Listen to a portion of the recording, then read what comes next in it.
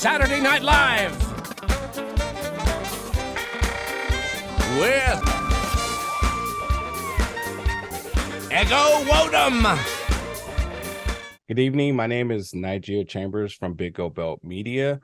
I want to ask you about an interview you did earlier this year, and if you don't mind pulling back the curtains just a little bit more to explain some of the comments you made. You talked about your excitement to work with Brendan Gleeson, who was the host at the time, and you mentioned about writing a sketch that did very well at a table read, but it didn't air.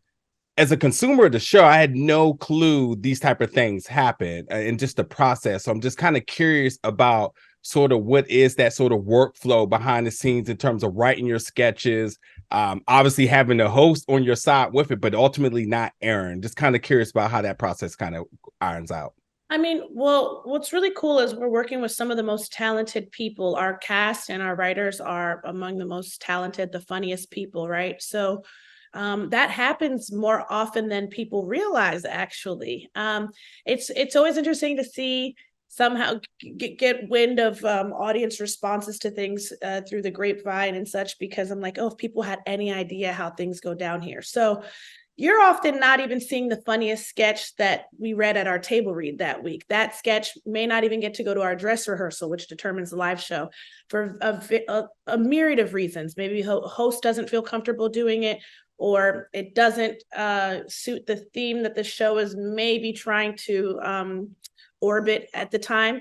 And so it's part of the game at SNL is you can have a very funny sketch, you can have a very funny piece, go to table read something you've written that you're excited about, but unless all these little pieces come together perfectly in a kismet sort of way, America will never know it existed. And so you develop quite a thick skin, because it's not fair, but also life's not fair.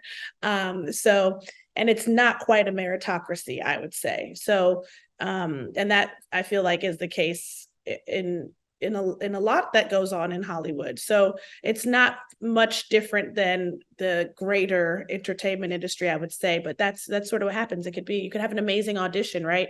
You might have had the best audition, but the role goes to somebody else for a myriad of reasons outside of your control.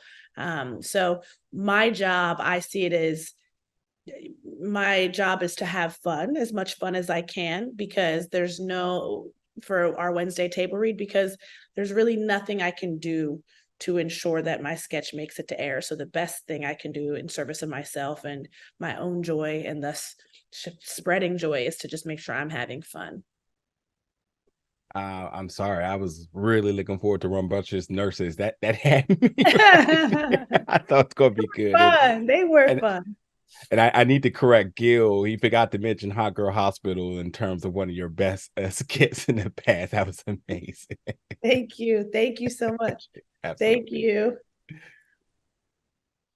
Jerrigan, when I think about the two of the most influential Black female Nigerian American actresses and comedians, yourself and Yvonne Orji, I'm curious, because you two have been very transparent about the challenges within your own households, within the family and the structures, not totally be on board with your career paths. I'm curious if you two have ever shared any communications with one another to ultimately leading both of you all into your current success.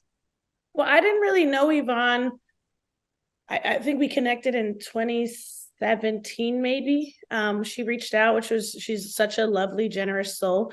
I again cannot stress enough that my family was support. I joke a lot about it, but supportive. They're still Nigerian and they know what they know. And it was sort of like, what do you want to do? But they were supportive. So I wasn't under any sort of stress in that regard and saying my family's threatening me or threatening to cut me off or is disappointed in me. I did not have that experience. So I would be dishonest if I said I did. But no, we haven't connected. I mean, we primarily have connected now on the other side of our journeys, frankly, to get to where we are today. Yvonne is so generous in offering advice and insight in her experience, just beyond career stuff, even life. And so I can't speak to what her experience was before she was on Insecure with her family and such, but I can say that again, I would not have made it to Saturday Night Live without the support of my family. Thank you so much. Thanks.